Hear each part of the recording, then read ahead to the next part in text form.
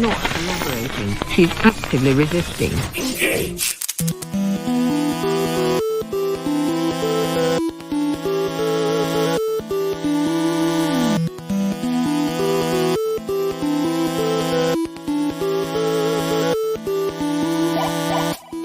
Citizens of Earth, gird your loins and open your minds. You have now willfully submitted to the Party for Prosperity and Supervillainy.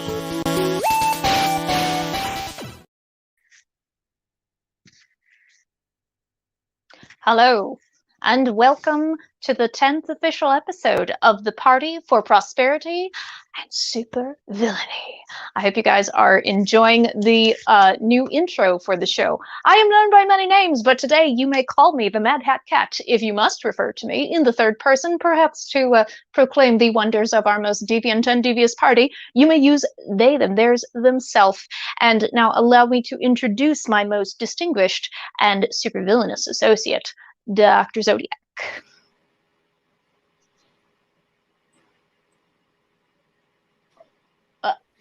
It's Friday. Okay, okay, Sterling Archer. No, he's not a proper villain. I am the great and mighty Dr. Zodiac, mad cult leader, forward-looking visionary, and mixologist extraordinaire, despite the fact that I'm just drinking bottled beer today. Here to show you light and truth, as I perceive it. If you must use pronouns, feel free to use him, he, or my lord.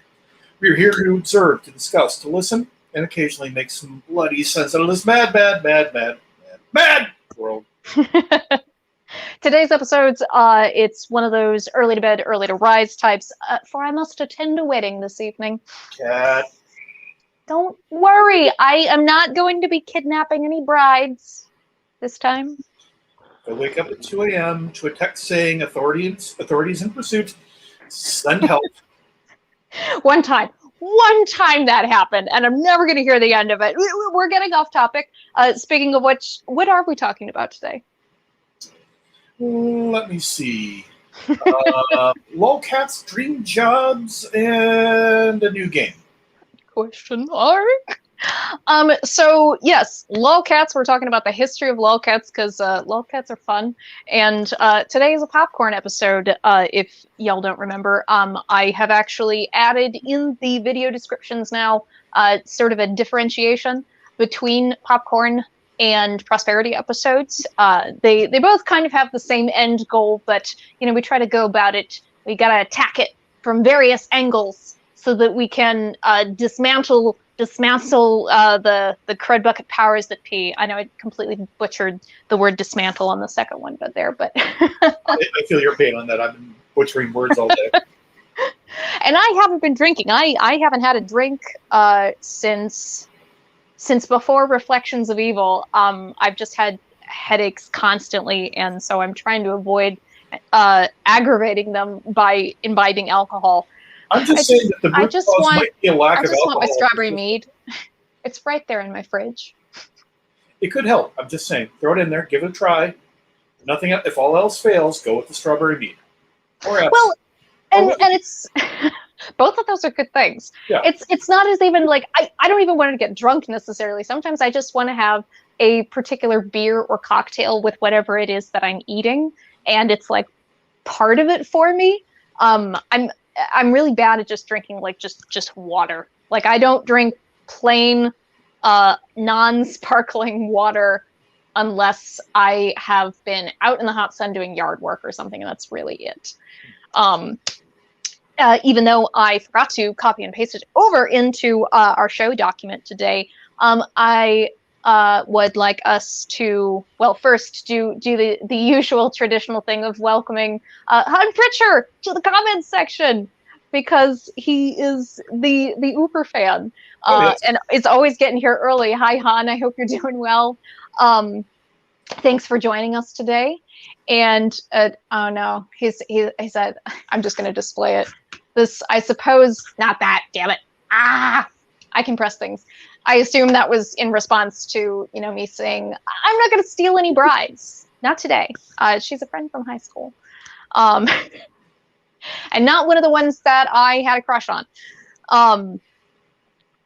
the one that I did have a serious crush on did actually get married, and I've had drinks with her and her husband a few times.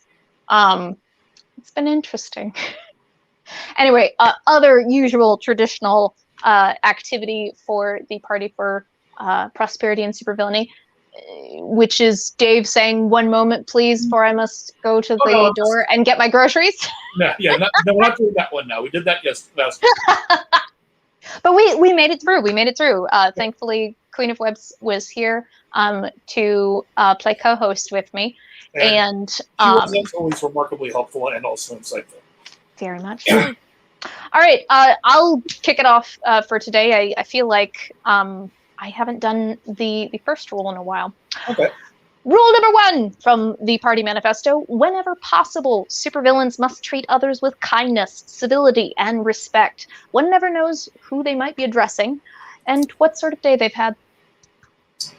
Rule number 2. Hate is hate and should be directed towards systems wicked and behaviors most foul, rather than toward individual persons and groups en masse. Rule number 3. Thoughtful deviation drives progress. Embrace your considerate deviance and let it guide you. Rule number 4. Your thoughts are your thoughts and can never be taken from you. Your words said aloud and your actions in the world have consequences. Choose your words and actions wisely. He said with great emphasis.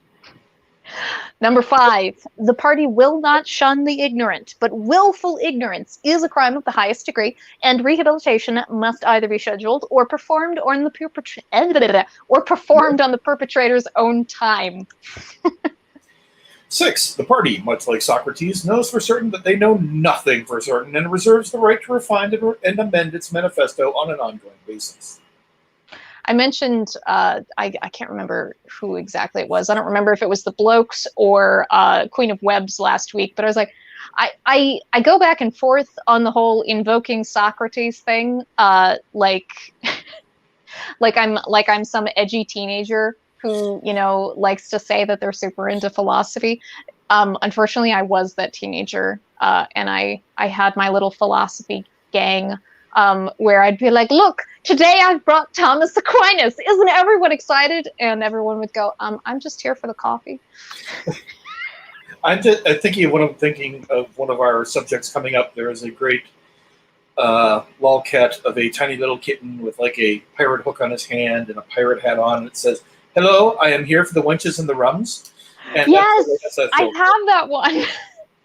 Oh, I'm pretty sure it may not be that caption, but I know for certain that I know the thing for certain. And I also know for certain that that particular picture with the little tiny kitten with the pirate hook and the pirate hat is one of my very first Facebook profile pictures back when I was in high school.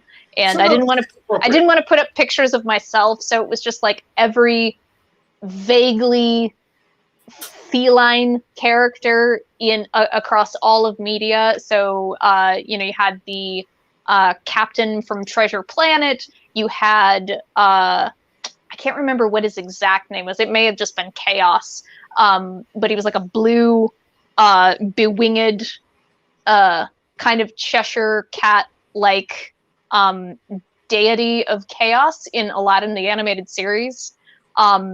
And the little kitten with the pirate hook was also one of them. Not a media character, but it was in the same vein. Yes.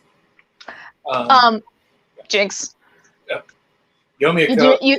No shit. Okay, sorry. You are seeing no cokes from me, and none of the other kind of coke either. I was going to say because you're done with the. I thought you were done with those days, Dave. I am pretty much long done with that. I survived the 80s, and therefore I should have a nice little, like, white line, button that says, yeah, been there, done that, moving on. But you do what you do. I feel the need now that you mentioned the 80s to do an obligatory plug for the other show that Dave and I do right now. It is on a channel on YouTube called Us Three Blokes. We usually do movie reviews. I'm pretty new to the group, but it seems like they've decided to keep me. So That seems like a good thing. But for, what is it, the next month or so? About the next month or so, for some reason, I think we were like 8 films from the 80s for some reason. And the first film that we did, I think, was chosen, was it by you or? I think technically my choice of Heather's kicked us off into our 8 movies for the 80s. But you said Heather's, and we all said, "Oh, yeah, we got to do that." Yeah. And I can't. I'll have to go back and actually watch that episode. But I had the big fun mug with me that day, and so, or no, it was left over from when we did Reflections of Evil. That's what it was, Yes. and I just hadn't moved it because I'm a pig. What a piece of shit then that movie was. And then what one of you made me think of Heather's, and then I was like, oh, well, funny you should say that. Speaking of which, you probably can't tell super well on this quality of video, but there is still some blue left in there from my blue kombucha. That is tasty and delicious. Anywho, let us begin for talking of the LOLcats. Which, by the way, people have occasionally asked me to describe the way that I speak, and because some people have said, like, you kind of do a baby talk thing, don't you? I'm like, I do not do baby talk. I talk like an internet animal, okay? I don't say hello, I say hello. Yeah. I don't know, I have a what I think of now as kind of my LOLcat voice. It started off as me sitting around and doing, filling in for the people who are watching us having a conversation. But I would do the voice of my cat Samson, and he would look at me and I would say what he was clearly saying to me in a particular voice. And that became both my Samson and then later on LOLcat voice. I will have to hear this Samson voice sometime. I didn't come up with the voice, but I carried the tradition forward. I had a roommate in the past. He lives in Canada now. I may send him this episode for this very reason. But he had an enormous, I can't remember if it was if he was Russian blue or if he was Mancoon. I feel like he was mostly Mancoon, if anything. Just an enormous, giant, fluffy cat with the biggest tail and the biggest face. And he was pretty chill. He was pretty mellow. And for whatever reason, my roommate gave this cat the name or the voice of like an effeminate Eastern European guy. Okay. So like he sounds kind of Russian, like vaguely Russian, and he talks kind of like this. What is the purpose of life? The purpose of life is to learn how to do flop cat and to get belly rubs. And like if someone was petting him too much, and he would just look over like, get me out of here. It would be one of those opportunities to make the cat talk. Making our animals talk, I'm sure is a thing, or it has been a thing that humans have done since we started having pets, I'm sure, because we like to anthropomorphize them. And sometimes they are just so darn expressive, you can't help but look at them and say, this is exactly what they're thinking. There are moments when you just kind of want to sit in and just fill in whatever it is that you think that they're thinking at those particular moments. I would be sitting there, and the whole Samson conversation thing began with my old housemate and amazing human being, Megan Parsons, who would sit there and watch me making chili and then watch Samson stalking the chili. Samson would be like, Dad, it smells like food. I want the food, Dad. Give me the food. And I'm like, dude, it didn't work out last time, so how about you try? Dad, give me the food. I want the food. So I'd sit there, dip my finger into the chili, and then let Samson taste it. And then Samson would go, ah! You poisoned me! Humans are stupid! And then just run off. And then this would happen about any time that I decided to make chili. Samson would just immediately proceed, and it became a running gag. I would start making chili. Megan would pull up a chair. Samson would do the thing. I would have the conversation. It worked out well. Let me sit here and monologue for the cat. Yes. It's really fun to do. I mean, Jay and I, we we love to narrate, you know, animal videos that we send to each other when we see, you know, dogs walking past the house, or when we specifically go to dog parks just to like sit nearby and have lunch, which I'm sure isn't creepy at all. I do wonder sometimes, like, if the pet owners would be like, "What are you guys doing here? Do you have a dog?" Like, no, we're just here to watch. we can't really have a dog in our house, so we're getting the joy vicariously through you. Thanks. But you know, we'll watch them running around. We'll, you know, watch them do the bow, so to, you know, let the other dogs that are their new friends, that they're getting ready to play.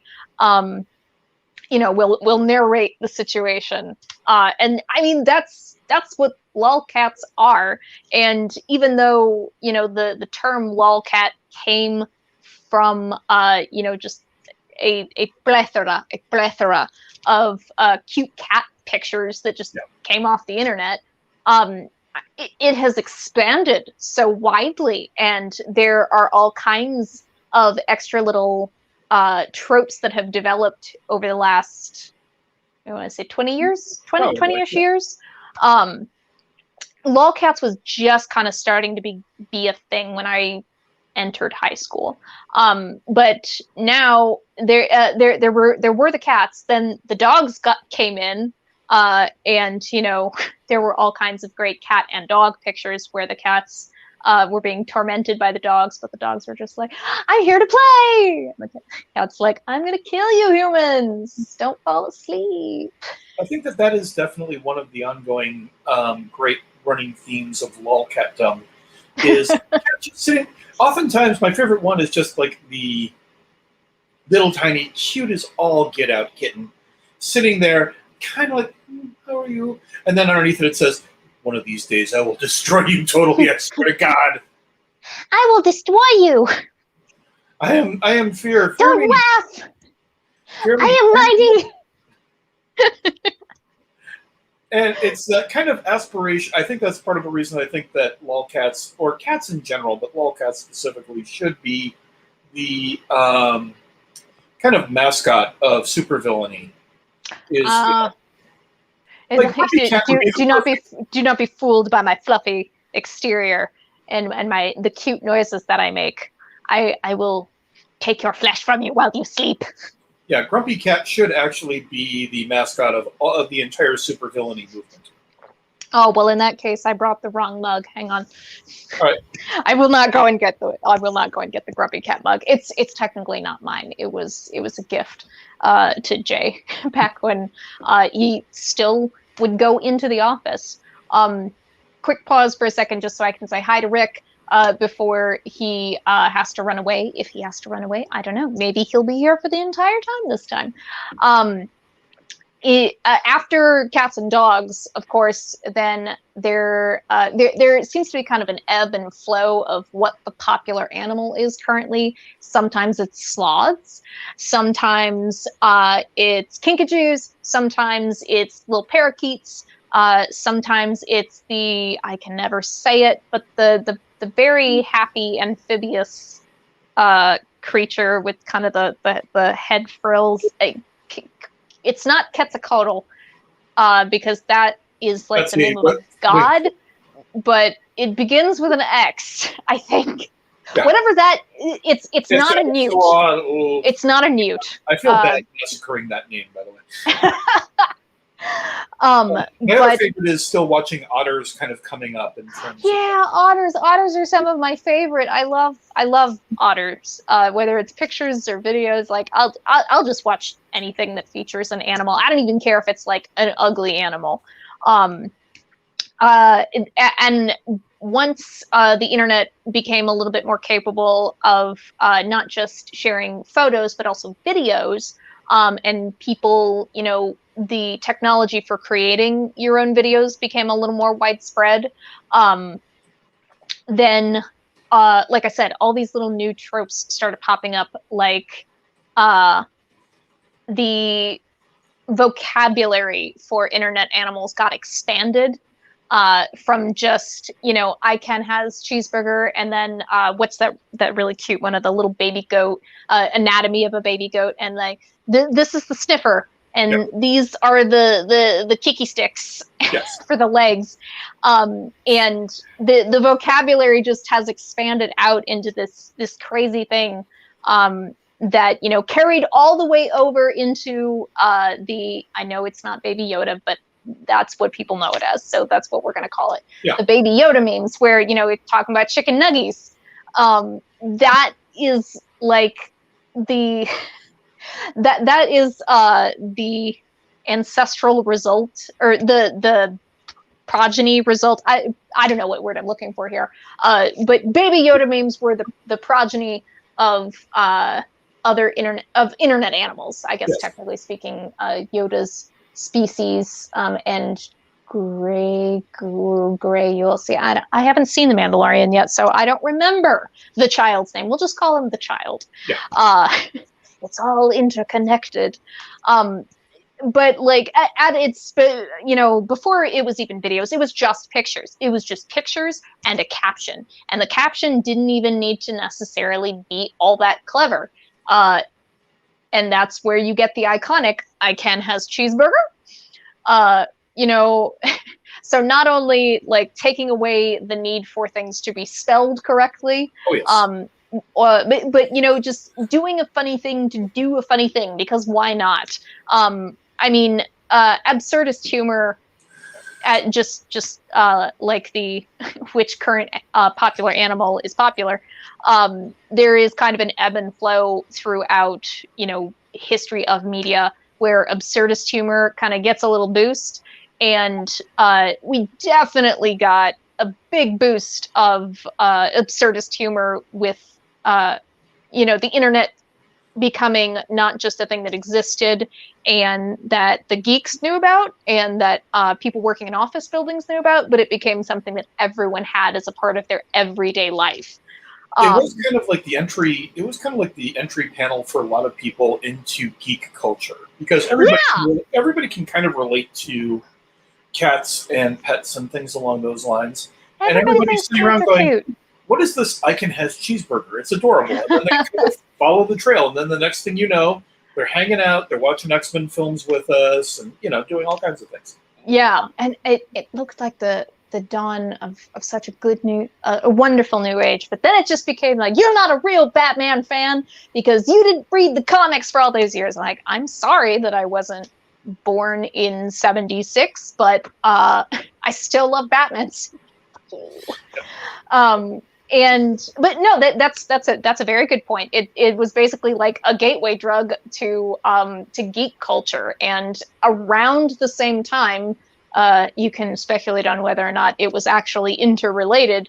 I want to say that that's around the time they started doing those dating reality TV shows, where I think like Beauty and the Geek, I think, was probably the name of one of them. And which, oh my God, reality television. I still hate it. I sit there and think that can't be a supervillain move. No one. No. We would never. Everybody has their trash. That trash is not my trash. My trash is things like Xena Warrior Princess. Oh yeah. I feel you. Everybody has their trash. At its heart, you know, what is a lolcat? Like I said, it's an image and it's a caption, and what that's referred to in, you know, like media studies is it's referred to as an image macro. And you know, you have a piece of artwork or a photograph of something, and someone has found that photograph or piece of artwork and laid their own caption and superimposed it over it, and then shared it with others. And if it goes viral, if it, you know, suddenly gets a lot of attention and it's just being shared all over the place, it didn't always necessarily mean like that was a super funny, relatable one, but often I think that's the case. Sometimes the things that go viral are just like dumb, and you don't really get why it's viral, other than the fact that a lot of people are sharing it with each other, and that's about it. What was it? The blue dress, gold dress nonsense. Yeah. Which Now, that being said, I don't know if you remember, Dave, one of the films this year at the Omaha Film Festival actually included that in that little film about color. And if I might pimp for a friend, done by the great and mighty Tim Guthrie, who is on the faculty at Creighton University, and the guy is also an amazing documentary director. Okay, Tim, that's all the pimping you're getting from me. And by the way, pop rules. Okay. I forgot to put on the ticker banner, I just realized. So after the, just existence of it, like the caption could be almost anything. It doesn't even have to necessarily make sense. It's just like, haha, funny animals saying a kind of absurdist sort of thing. Then it kind of started to become a more refined art, and you could now there are websites where you can take popular meme images and put your own caption over it.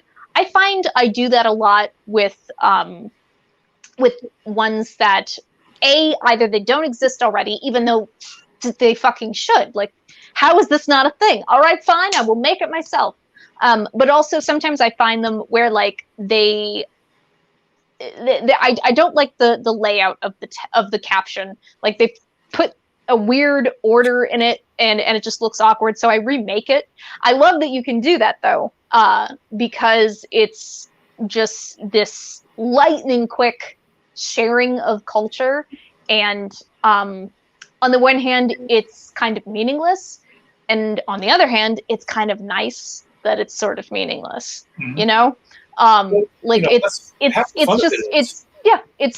fun for fun's sake. It's lols for the lols, and these lols don't hurt anybody like fucking dumb kid in Assassination Nation. Why'd you do it for the lols? I knew you were thinking. I got you.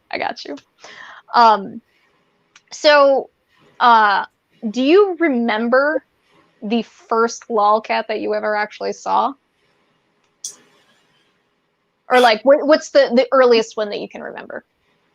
I'm probably going to go with the most obvious one, and that is the first time I saw the, it might have been the Wenches and Rum one. Which one? The tiny kitten that was dressed up like a pirate. And oh, yeah. Okay, yeah. Rums. I was on LiveJournal, back in the day, and somebody brought those up, and I went to put that in the thing, and I went, what the heck is this about? And then somebody introduced me to the Cat Macros group, and there went my soul, gone forever, done, finished. And now, what is Dave famous for? He is famous for sharing cute things that he has found on the internet with everyone that he knows. Well, cute and that's not a bad legacy. If you die tomorrow, which I hope you don't. If you die tomorrow, that's a great legacy to leave behind. That we'll all get up to I assume there will be a pulpit of some sort. Perhaps it'll just be an empty crate that we pulled a bunch of whiskey bottles from. Don't worry, I'll make sure it's good whiskey. Thank you. Irish whiskey, obviously. Of course. And Scotch is delicious, but Irish whiskey has its own place. And we will say, Dave always knew, how to brighten your day with a cat falling off the couch. But then, recovering only to be sat upon by a small child. He was the best man. Hopefully this won't happen tomorrow, but I'm totally looking forward to finding out what that, eulogy might be. That might be an interesting thing. All right, instead of doing a roast, we will do the eulogies or the wake speeches of each other. Yes. And just like at a roast, we kind of just have to sit there and take it because we're dead. I will rise to give my final comments and then collapse.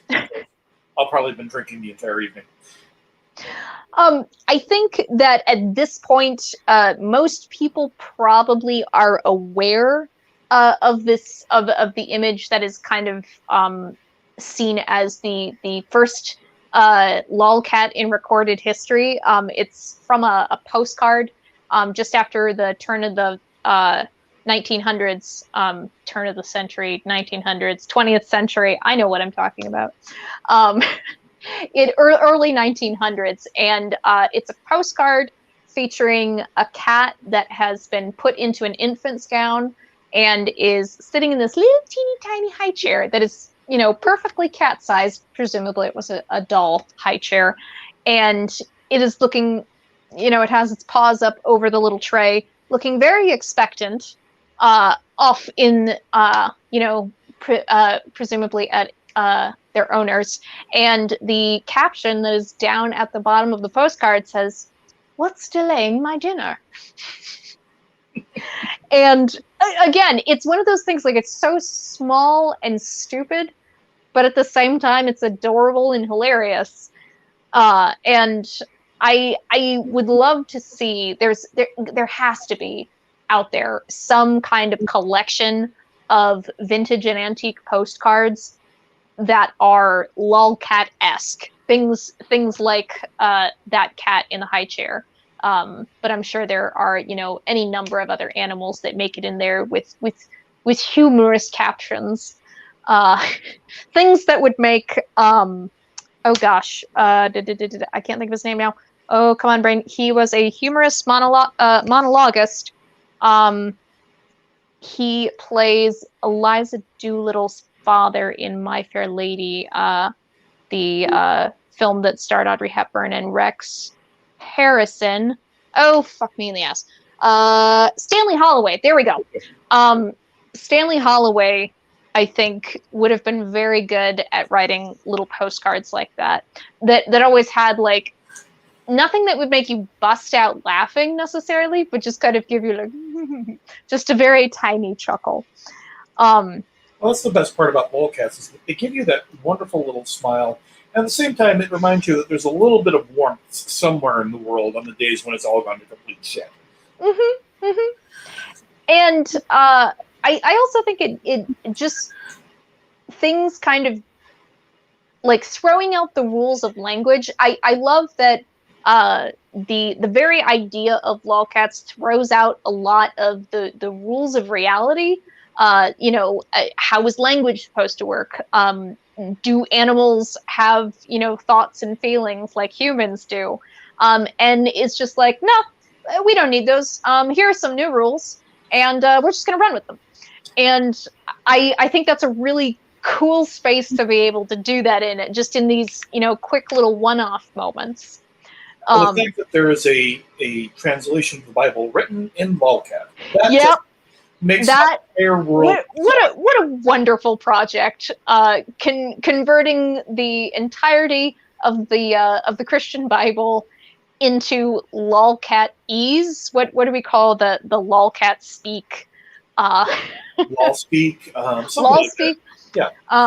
But I admire the idea that basically throughout the whole length and breadth of the Old Testament, due to kosher eating laws, you are not allowed to have cheeseburger. But That's right, you're not. you know, but after the resurrection, totally allowed. Now you can have cheeseburger. Praise Ceiling Cat. Praise Ceiling Cat. That was another thing. Again, it's I don't know that I've ever mentioned specifically that devised theater is kind of one of my favorite forms of theater production to work in, because it is this kind of hive mind product. There in devised theater, the piece is built from the ground up by the people who are performing it. There is no director. Everything has to be decided unanimously, or we don't do it. And obviously, you know, that's going to bend and shift a little bit with each particular group. But that's how I feel like not just the world of LOLcats, but like internet culture in general. That's what makes it so amazing. Like, there's no author. And there is very few things for which people are like very diehard trying to take credit for. It's just kind of this thing that belongs to everybody, and it's constantly evolving. It's constantly, you know, getting new little bits added to it, and it almost doesn't matter who came up with it. It's just this thing that's here that we get to enjoy together, and that we get to occasionally be a part of when we put our own memes into the zeitgeist. Well, I think that meme culture specifically, you know, starting with LOLcats and then building up from it, in a way gave license to a lot of people to sit down and decide, okay, well, we're going to build our own little shared world here. If we're going to take a look at the largest example in popular culture of that, at least as far as I'm aware, you know, you can draw a direct line between the invention of what would be LOLcats leading into what would eventually become the SCP universe, where people will put things I out don't know there. that I'm familiar with that Dear God, you need acronym. SCP, Secure, Contain, and Protect. It is a universe of science fiction stories about an organization whose job it is to keep an eye and contain items that exist that are supernatural and that could damage the world. And Okay. it is like literally, I'll send you some information on it and some fan films. Yeah. Over about the last 8 years, it has exploded into the popular consciousness, where it has video games and almost feature-length fan films and stuff like that. But it is a universe created by users that follows its own particular internal logic. But literally, the only rule is that it has to be something that you made up yourself, that you turn loose inside of the group, and then it just kind of belongs to the group. So you have various SCPs that interact with each other or things along those lines. That sounds neato burrito. I would really love to learn about that. I'll send you some of that, because some of the fan films and some of the information, you know, I'm sitting around going, I'm not saying I'm going to steal the idea, but that is a really good idea. You know? And I feel very odd about taking a look at somebody else's idea and going, I can't, in good conscience, take that. But I have to respect the person who made it and go, that was absolutely incredible. But it all dates back to, at least in terms of that, in internet culture, we've got to go back to like cat macros, where it was really kind of the first pieces of viral culture that blew up, especially on the internet. You know, that wasn't online pornography. You know. Yeah, and usually you didn't share your pornography of choice with everyone that you knew. It was usually like your few select friends. Instead of saying like, hey, there is this tree stump out behind the school. You've got to, you know, go past this and that landmark, and then you'll find it. It's not like that anymore. Now, image macros are super, super easy to share, and you don't have to have any kind of preface for it. You don't have to say, hello, how are you today? I would like to share this thing with you. You can just send it, and people are happy to receive it. And most of the time, I feel like we don't even necessarily need to respond with anything other than LOL.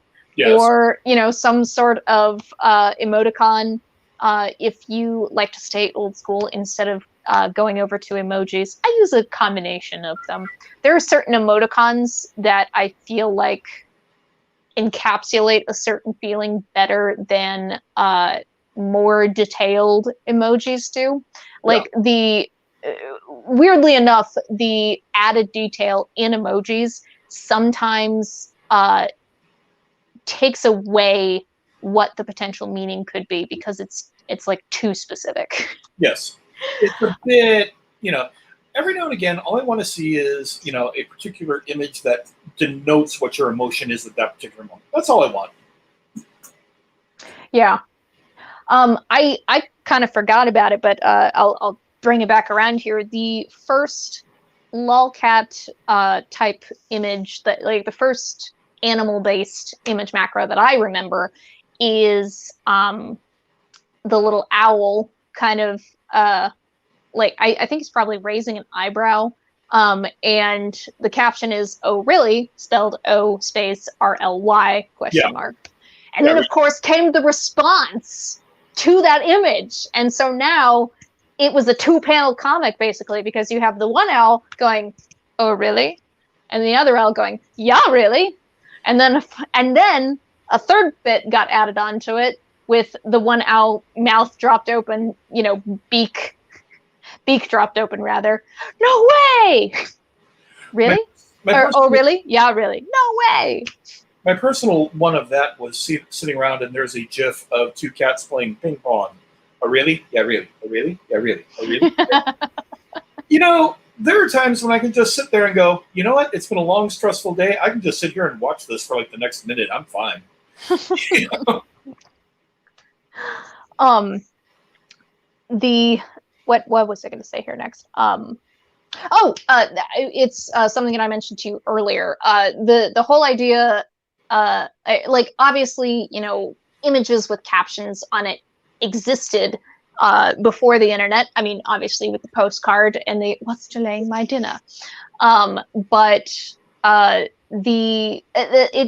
that sort of like quick bite-sized piece of media that could be consumed for you know, just having a laugh, came in all sorts of different forms, like short form comics that were, you know, 1 to 5 panels and were an ongoing thing, or single panel political cartoons that had some kind of snarky caption beneath it. But I don't know, cat macros are somehow just more pure. It's a distillate, you know. It's like what's the wax that the people who like the cannabis have switched over to instead of honey oil. Yeah. It's the oil of Look, edibles are my thing. Anything that I have to like do stuff with, I'm not. That's a ritual that I can't get into for whatever reason. Remind me to tell you someday about my mom's first experience with honey oil. It was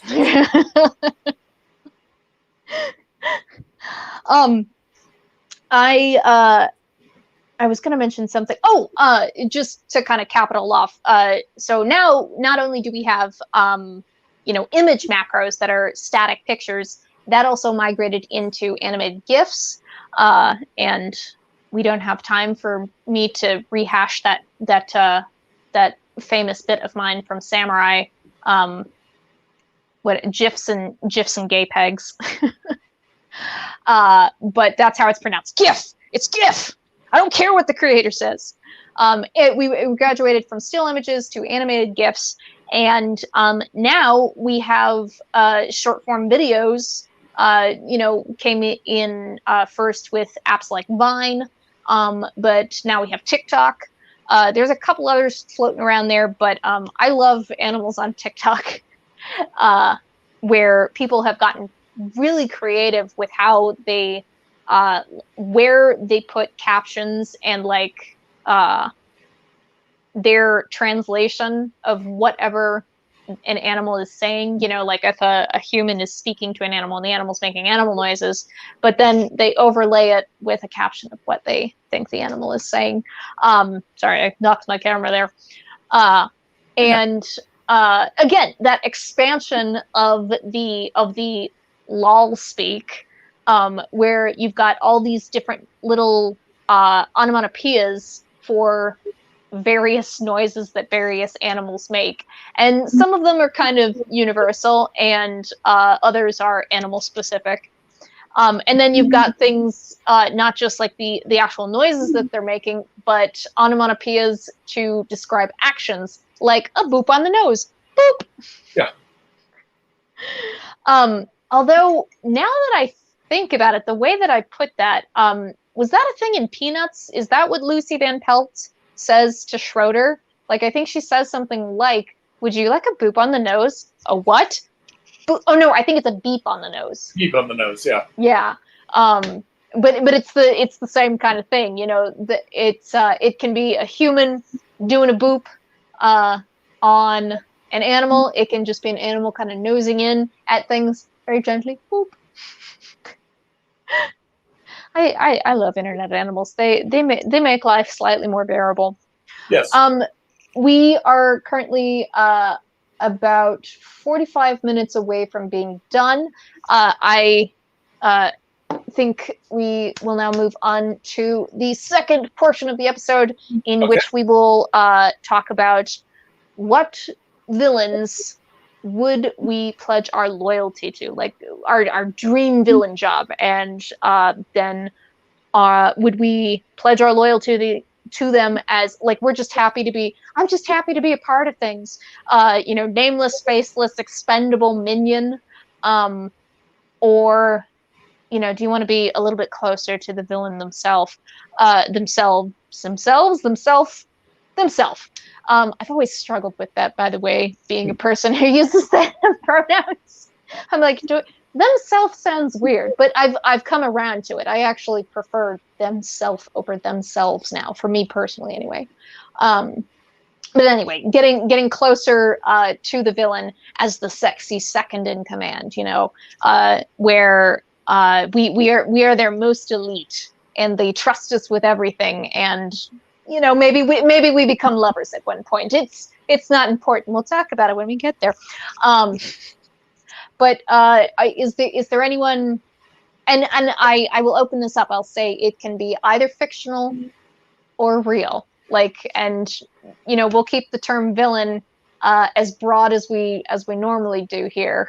I can't think of anybody in particular who, in the real world, I would pledge my allegiance to on that level.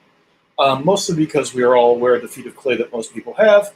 But when I sit around and I think about supervillains who definitely grabbed my attention and made me think, nope, y'all got a point there. Two come to mind. They both come from, superhero / universes. Mm-hmm. One of them is this gentleman.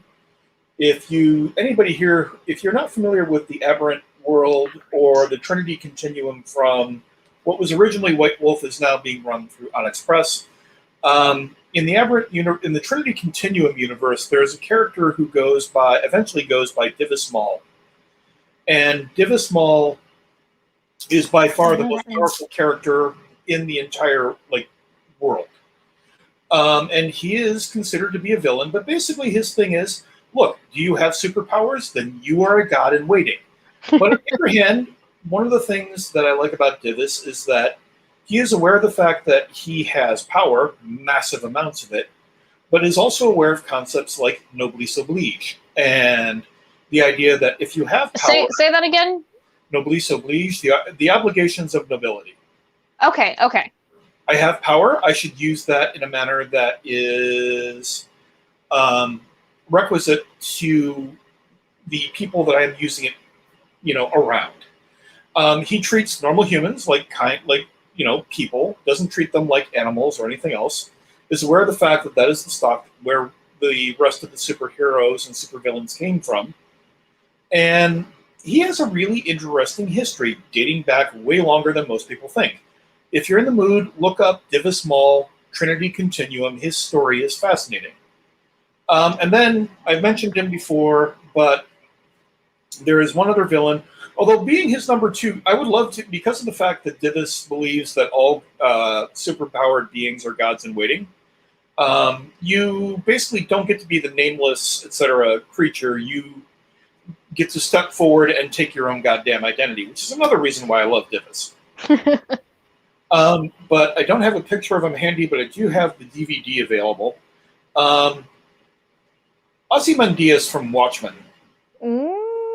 Where I'm not sure if I'd want to be his number 2, because if you actually read the series, people around him, especially toward the tail end of that plan that he has, start dropping dead left, right, and sideways. But that actually makes sense in terms of how his plan works.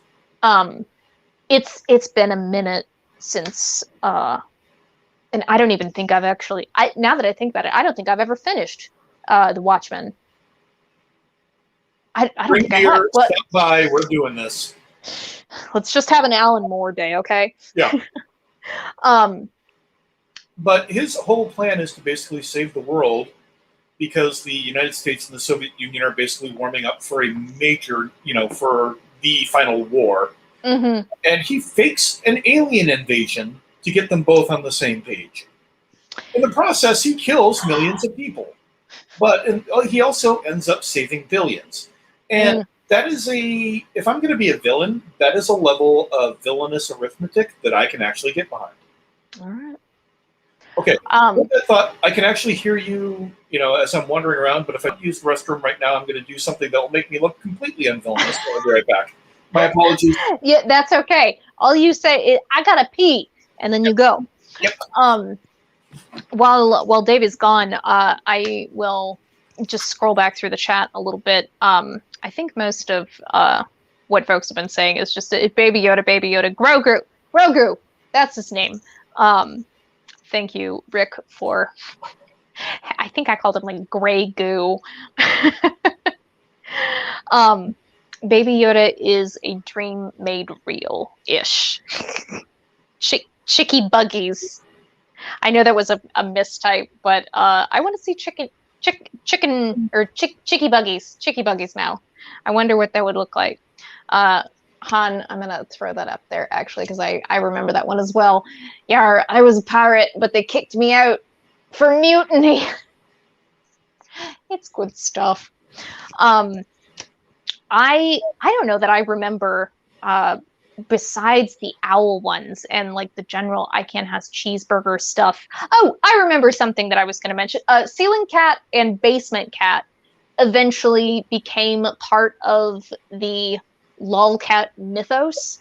And I have been desperately trying to find kind of the original photos that kind of kicked that off, or at least the ones that were the most widely circulated. And I have not been able to find them. I have been looking on and off basically since high school, and I still haven't found them. Like, there are still ones that I remember seeing, but they aren't like the ones that are in my mind when I imagine ceiling cat and basement cat.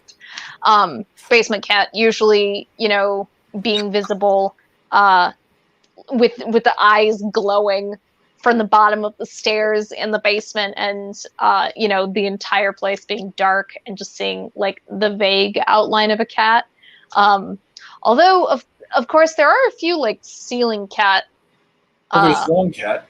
There's a few ceiling cat macros that like kind of smack of basement cat. Like, yes, it's technically in the ceiling, but it looks devilish and horrifying.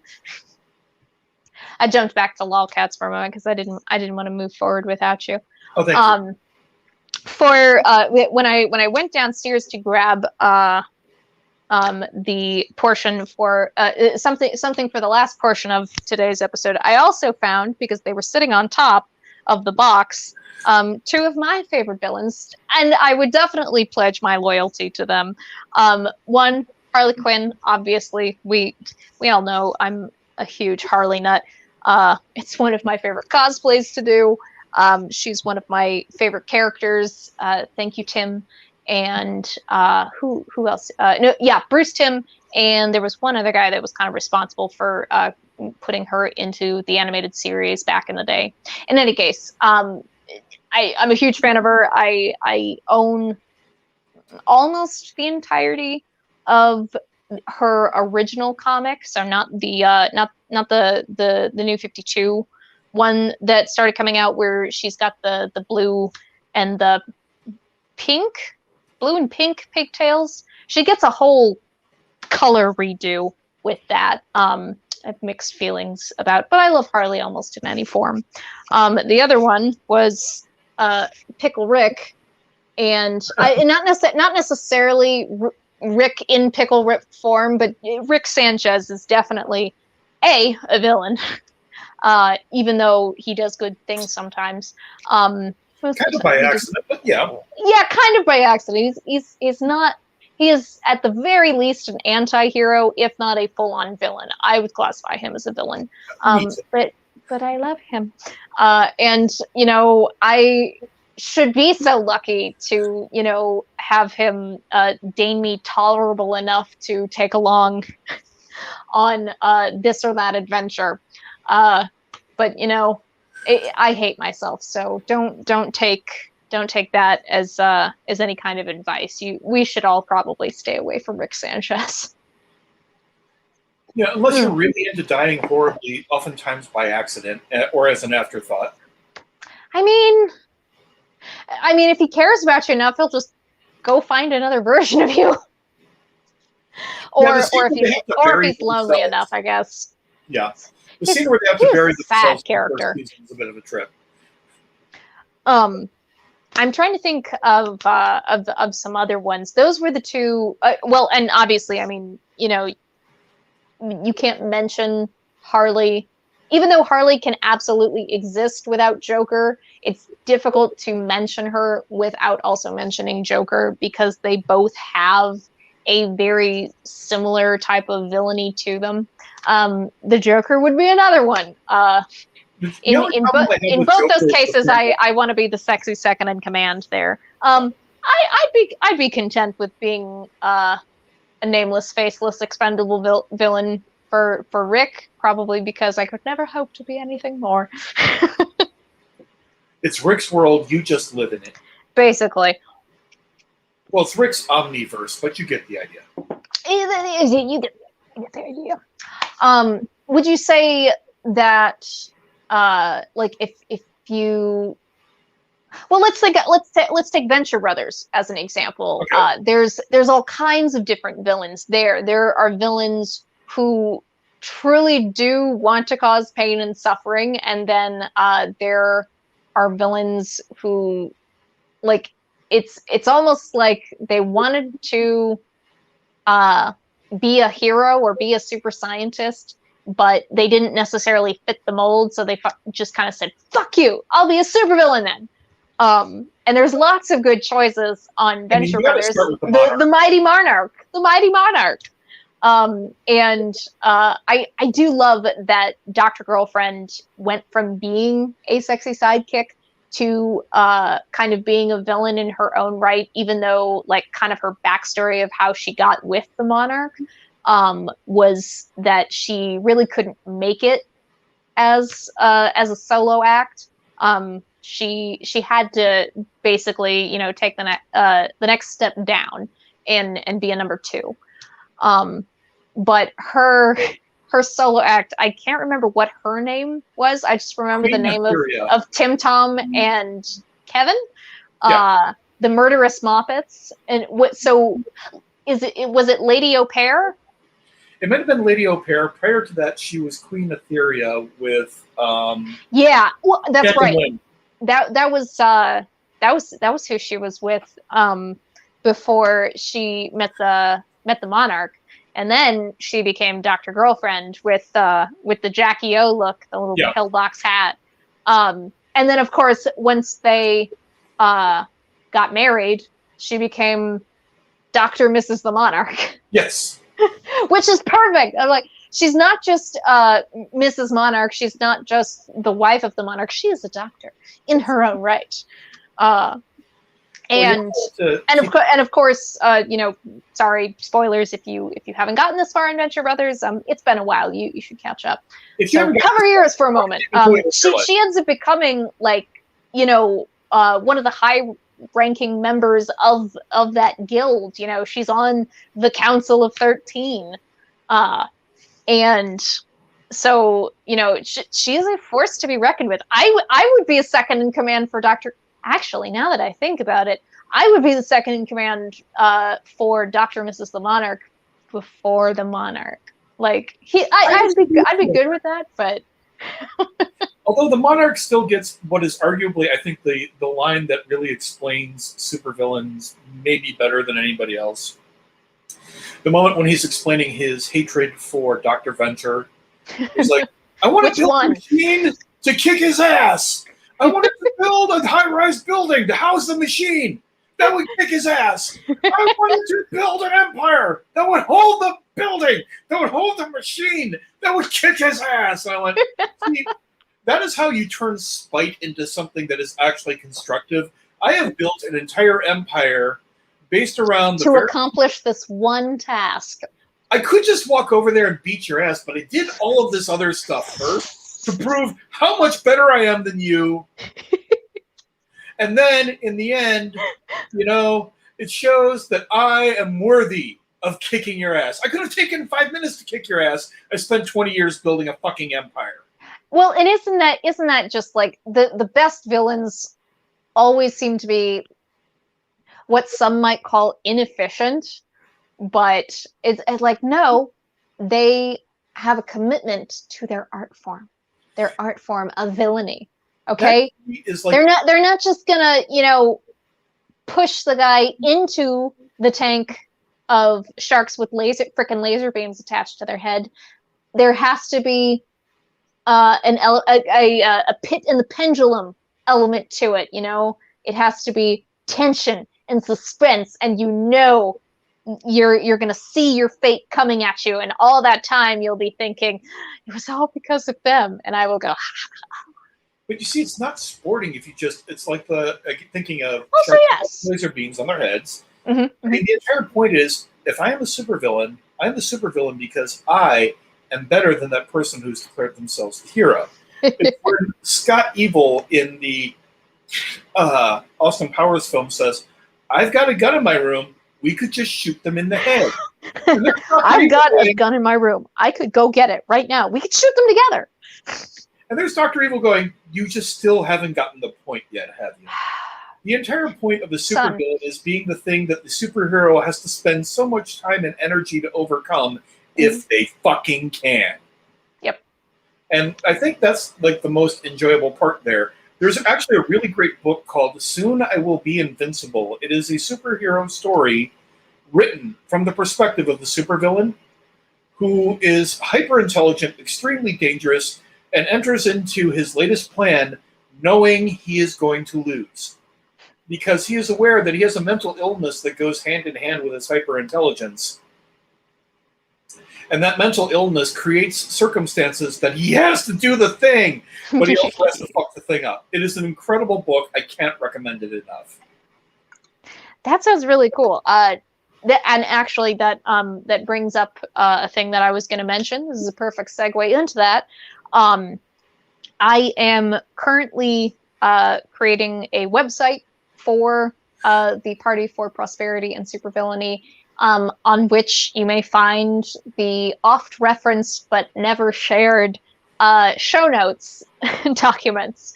And mostly that's just because you know, I've been trying to compile them. I would still like to release like highlights videos or potentially even like audio only.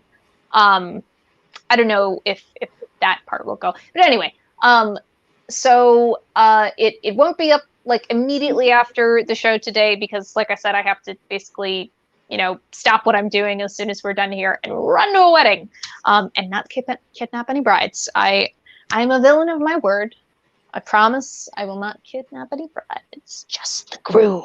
I'm kidding. I don't even know the groom. I don't think I've ever met him.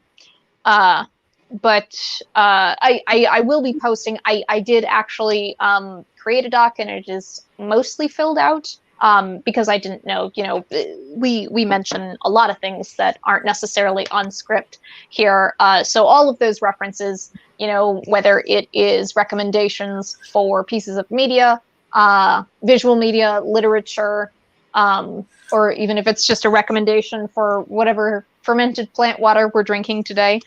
For me, it's fermented tea leaves, and for Dave, it's fermented grains. And all of that will be in those show notes, rather than me trying to, you know, retroactively edit the video descriptions. I feel like it will be a better idea. I will post a link in the video description to the show notes. So if you feel like coming back next week, let's say they'll be up by next Friday's show. Hopefully I can keep my promise on that. I will put a link up to it. It won't be directly to a website right now. Right now, I'm just going to link to an unclassified folder in my Google Drive that you may view kind of the sum up of the episode, and also any references that we make or recommendations that we give for things. That being said, we've got about, I think, 5 more minutes. I want to rattle off a couple more villains that I would like to work for, and then I think we will begin with our game, so that we can have at least 10 or 15 minutes for that. and make sure that we wrap up by quarter after. Okay. So I thought about Disney villains in particular, and almost every time it seems like I seem to be drawn towards the villains who have animal sidekicks, or not even sidekicks, just like a familiar, like Maleficent is one of them. I would either love to be the crow or love to be the crony who cares for the crow, partially just because I like crows. I'm super into corvids. By the way, Dave, you know that I'm one of those people who, when it's nighttime outside and the moon's out, I have to stop what I'm doing and stare up into the sky and just go, oh, you guys, look at the moon. Uh-huh. I am now also one of the people who do the same thing. I drop what I'm doing and like immediately go quiet, and my shoulders kind of drop when I hear the call of a crow. I know where they live in the city now, and I have some that I'm like beginning to become friends with at work, but unfortunately I'm not there during the week anymore, so I can't bribe them with food. Food that they should be eating, by the way, like that's safe for them to eat. They love fast food. Please do not give crows fast food. It is not good for them. I make friends with them with things that are tasty but safe for them to eat.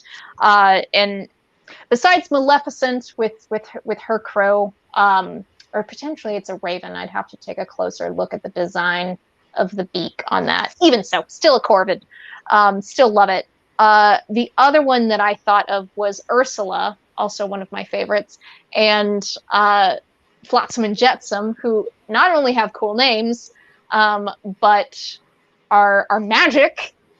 And I don't know whether they were always capable of doing that, you know, like eyes meeting up thing to send back an image to somewhere else, basically just being a swimming, talking video camera.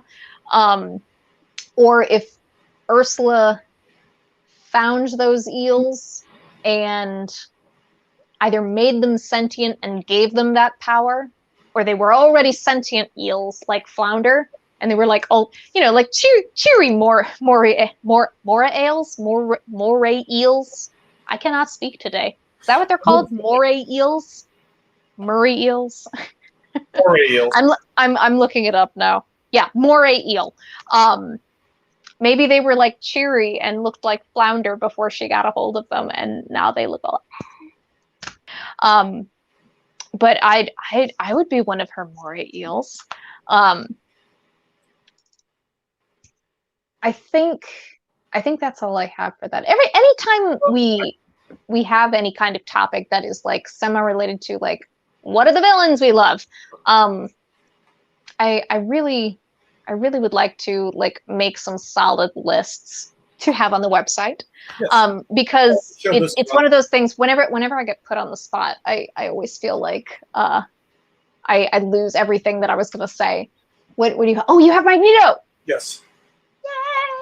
Hi, Eric. When you talk about a supervillain who has a really, really great motivation for some of the horrible shit that he does, again, this also depends upon the writer. Unfortunately, he's been the victim of some particularly poor writing over the years.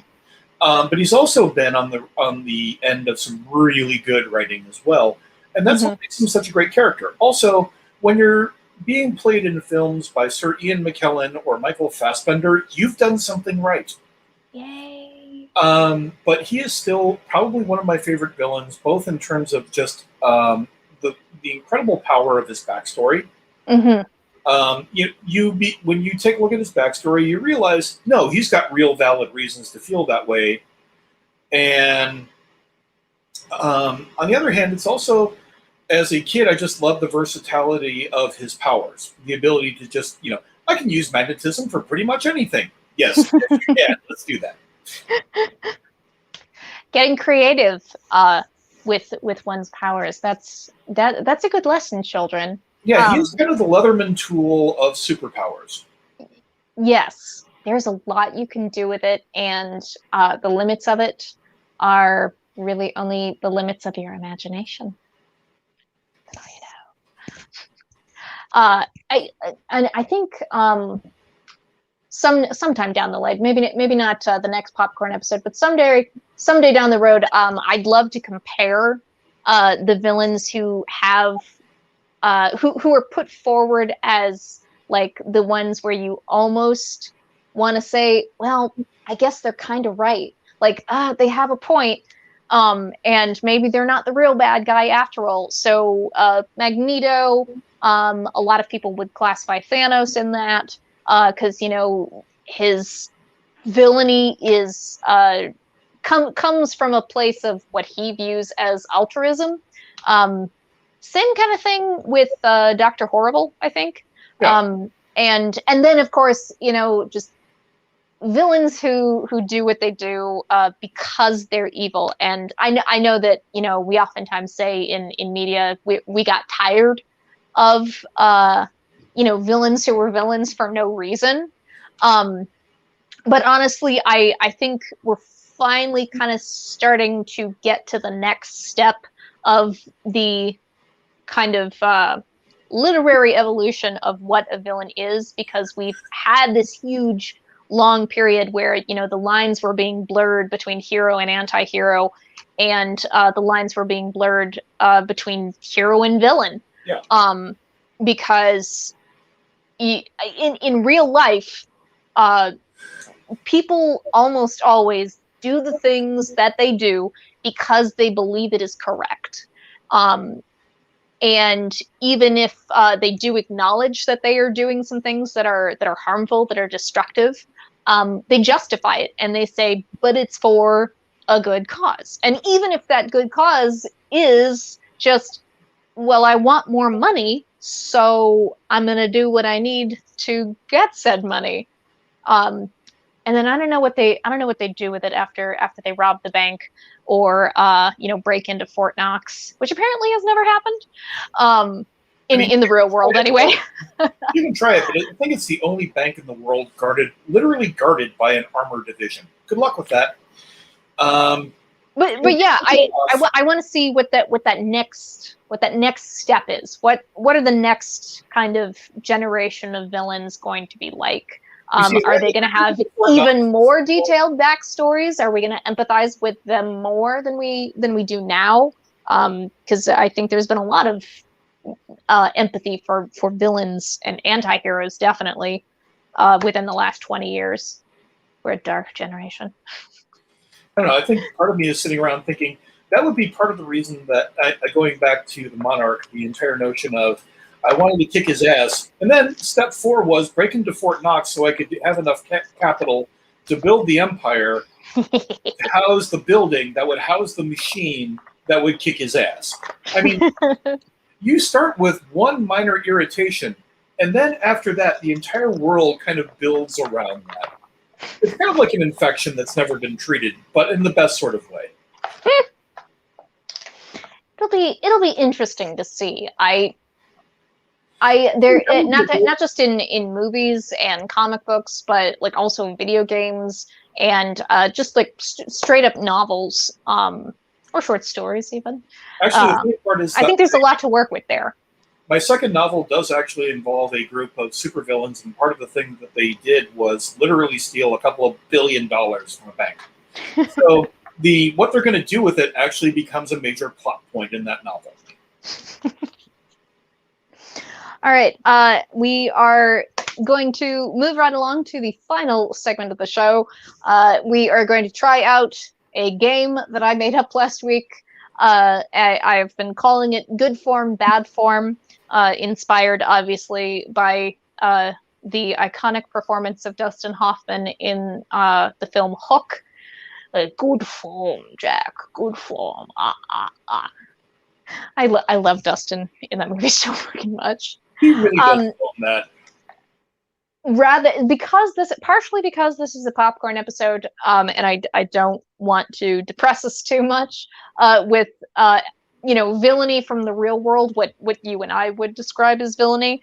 In lieu of that, I have grabbed the bigger, blacker box of Cards Against Humanity. from downstairs in the game room, and I am basically just going to do random polls, and then we are going to rate the forms of villainy, as most of the cards tend to turn out to be. We will rate them good form, bad form. And if you have additional ideas for this, both you, Dave, and anyone in the comments, let me know, because I, just like the party manifesto, I am open to expansion and refinement of these things. All right. Listen, son, if you want to get involved with blank, I won't stop you. Just steer clear of blank. Let's see what I come up with here. I'll choose one. So basically, we're playing with Rando Calrissian. Okay. You've played with that rule before, right, Dave? Oh yeah. Where, you know, everybody at the table, obviously except the person with the black card, chooses their answer, but then you also throw in a random one, and if Rando wins, then if you are the drinking sort, then you take a drink if Rando wins. Otherwise, you can all just lament that a random card was a better answer than yours. If you want to get involved in blank, sorry, I was sending a long message, so repeat it one more time. No, that's okay. I hadn't pulled the fill in the blanks yet. Okay. Listen, son, if you want to get involved with all of this blood, I won't stop you. Just steer clear of loose lips. We definitely started off good in that first half, I think, because getting involved, that sounds like something, you know, when you discover your dad is in the garage and he's actually a serial killer. And like, look, I'm not going to say, you know, don't tell your mother, but like, this is a lot. Yeah, this is an awful lot of blood right here.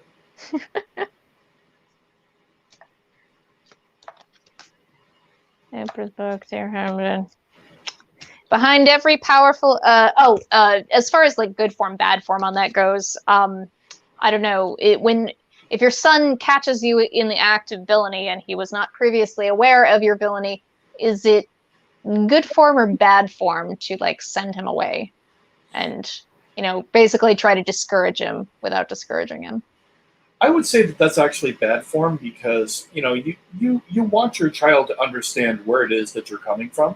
Mm-hmm. And also, let's face it, if you walk in and I'm doing some super villainous stuff and I just send you away, that's the trauma that will probably turn them into a superhero that I'm then later going to have to destroy, who is, you know, also my own son. And that's just poor form right there. It's great drama, but very poor form. Here's another one. Behind every powerful man is breeding elves for their priceless semen. I'm gonna call that bad form, because I'm pretty sure elves are an endangered species, and I don't want to hear anything from the vegans. If anybody knows anything about supervillainy, it's vegans. Well, they get but what's your thought on that? For me, I don't know. It depends upon what it is that you're harvesting that priceless semen for. If it's there to make more elves, then I'm totally all down for that. Now, if you're just turning around and selling it as some kind of like fake medical product, poor form, and I will destroy you. Well, and also, how are you treating these elves as you are breeding? Are they? Is it an open pasture sort of situation, or are they crammed all into tiny little cages where they can't even move? I'm just looking forward to seeing the little vials that say "cage-free elven semen." That would be, you know, cage-free elf semen. Oh my god. This one actually has the word hero in it. Turns out that Tom Cruise, man, was neither the hero we needed nor wanted. That's not necessarily an act of villainy, but this phrase I would call good form, because yes, Tom Cruise is not the hero I needed or wanted for various reasons, on various levels. Yeah, he, you know, his proximity to David Miscavige is, look, one of the first things I would probably do as a supervillain to help raise my overall level is to alpha strike David Miscavige as a matter of principle. All right, next one. What did the U.S. airdrop to the children of Afghanistan? Classist undertones. Bad form, U.S. government. Yes. On a number of reasons. I'm just like, that for a number of reasons. About right. Next. So, like, there's not even anything more that can be said about that. I actually did know a doctor briefly. I know this is going to kind of a dark place, but for a moment, I feel like it's worth mentioning since the cards brought it up. That a doctor that had treated children in the Middle East who suffered injuries thanks to explosive devices that had been planted in stuffed toys, and those were being used as a form of terrorism, but it was Western terrorism, attacking civilians with no just cause. So let's not ever forget about that, and maybe try to make up for it. That's the kind of villain I would like to be, the one who makes up for the assholes who put explosive devices in stuffed toys. That's the sort of thing where all of us as villains gather together and go, sorry, you gotta go.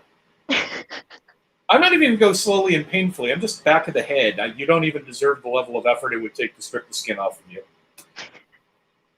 To become a true Yanomamo, I don't know what language this is, and so I don't know how to pronounce the nouns, or the vowels, rather. The Yanomamo warrior, you must prove that you can withstand cuddling without crying out. Is cuddling a good form of torture, or is cuddling torture good form, or is it bad form? I don't know. There's something about taking a basic form of intimacy and perverting it that I feel, just as a matter of principle, is kind of bad form. Unless you're into perverting your intimacy, knock yourself out. But in a general sense, just saying, poor form. This is America. If you don't work hard, you don't succeed. I don't care if you're black, white, purple, or men. I don't know that I can actually apply good form, bad form to this one, but I pulled it, and it was I pulled it, and it was amusing, and so I took it. All right, I'm gonna do two more, I think, and then we're gonna wrap up.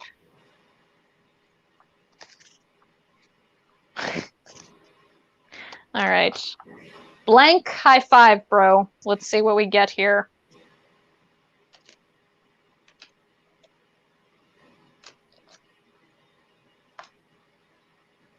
To be fair, I'm not choosing the first one. The black, white, purple men one was a random draw, but oh well, okay. Hurricane Katrina, high five, bro. So if you're a villain and you create a hurricane to devastate the coast, is that in good form or bad form? Would it depend on the coast? It would depend upon the coast. Also, I'm going to say Hurricane Katrina. I'm going to go with poor form, mostly because the people that were most affected by that in a particularly villainous sort of way were the sort of people that, by and large, get affected on a villainous way routinely. So that's just adding injury on top of injury. It's just not my sort of thing. Now, on the other hand, if it's Manhattan, and you're hitting the financial district with a very localized hurricane, I'm all in and will fucking help. Yeah, no, island life is already been pretty brutally devastated by capitalism and imperialism. Hurricanes don't make it much better. But, you know, it's not like they didn't deal with those things before imperialism, capitalism. They knew how to, you know, live in conjunction with that particular force of nature, but also, you know, more extreme forms of weather, such as really super devastating hurricanes. are increasing not only in frequency but in severity, thanks in part to climate change, because there's so much fucking moisture in the air, and it's all hot. It's all hot moisture. All right, last one. Okay. Only two things in life are certain: death and crushing Mr. Peanut's brittle body. I don't know why I made this particular villain Russian, but presumably he sees Mr. Peanut as a symbol of just unfettered capitalism. And I'm kind of with this particular one. I view that as very good form. First of all, I've never really enjoyed. I can eat them, but they're not going to be even 10th on my list of things I'm going to like snack on any given day. So I'm not a particularly big fan of peanuts. And then also, look at the way that guy is dressed. Clearly, he is either aspiring to be part of the upper end of the capitalist class, or is a member. Upper echelons. Yes. And so yeah, no, he totally wants to hang out with Mr. Monopoly. Yeah, I mean, the top hat, the monocle, the whole, it's a level of affectation that even I, as a supervillain, really can't get behind. How dare you? Yeah. All right, that was our last one for that. Maybe I'll try to rework that idea a little bit and see if I can't get it into something a little bit more solid. Even so, I hope y'all had a fun time today discussing image macros and lol speak, and talking about various fermented plant waters. I don't have time to go through the last little bit of comments right now, but I probably will do so when I need to step away, because I'm sure I will. I won't be staying for dinner at this wedding because I still don't see. I don't feel like it's a great idea for anyone to be eating in public with many people who are not inside your bubble. I feel like we should just avoid that as long as possible. Get lots of takeout. Get lots of takeout. You know, if you have a favorite restaurant, just send them some money anyway. Don't even buy anything from them. Just send them money. Support them that way so that they can stay open. But what was my point? Anyway, I will have to socialize at some point, and then inevitably I will become overwhelmed, I'm sure, and need to step away, and I will make some brilliant excuse. And during that time, while I calm myself down, I will read through the rest of the comments on there. Do you have any final thoughts, Doctor? Hey, we're coming into spring. Get out. Enjoy the world a little bit. Treat the people around you kind of nicely, but, you know, from an appropriate distance at this particular point in time. And, you know, I am absolutely looking forward to doing yet more of this madness and spreading the gospel of supervillainy. Excellent. As far as next week goes, I believe we are still on. Will you be joining us? I believe so. Okay. This may change, but I am thinking that next week I would like to talk about not just climate change and oh my gosh, how bad, but in particular the role that indigenous people have been playing and have been playing for a long time, long before almost, you know, anyone in the mainstream was talking about climate change and actually doing the work to combat it and act in the better interest of us fucking getting on the thing. How do you feel about that? I'd be okay with that. I can be in on that. Yeah. Also, look, let's be honest. Weather-controlling satellites have been part of the supervillainy arsenal for just about forever. I think that we can tie those in. I'm sure we can. We're pretty good at tying things together, I think, like that. Yeah. Insert rope bondage joke here. I was going to say bondage cleaning also goes hand in hand with a lot. Here are the brackets. If I actually am able to do a highlights reel, I will put the bondage joke in between these brackets. Everybody, I hope you have a fantastic evening. Thanks for joining us a little bit earlier. Or if you're watching later on, I hope you will be able to catch us next time. The thing is continuing to be a thing, Dave. Yep. Like I said at the top, this is our 10th official episode. Even though we've been going a little bit, we've been going about 3 months now. And it feels like it's going to continue to be a thing, and that makes me really happy. And as I continue to build the health meter back up, and as soon as I kill that fucking fairy who won't shut up, I think we'll be able to, orchestrate things a little bit more smoothly. I'm also going to be tweaking the opening again just a little bit next week. We'll see if anybody can catch the difference. There's just some very, very small tweaks that I want to make. I also want to see if I can flip and figure out how to just upload a still image, because I tried uploading the title card this week and last week, and it won't let me, or at least not in the place where it lets me upload videos. For the moment, I think we're still sticking with StreamYard, so I'm okay with that, because we get better at using it all the time. It wasn't that long ago that I figured out that I can do where it's something fun that somebody says, boop. I don't know who was losing their patience with humanity. I missed it. But anyway, I learned that I could bring up people's comments on the screen, and that's pretty cool. Sorry, brain died. I'm already like and my brain is already in the car driving on my way to the wedding. Everybody have a fantastic weekend. Enjoy your week next week. Remember to do 10 minutes of absolutely nothing, because you are more than the work that you do. You are more than what you produce. You are more than the thoughts that you think. You actually have value inherent to just your being alive. I know it's crazy, but it's true. It's very true. We'll see you all next time. Bye. Have a good Bye-bye.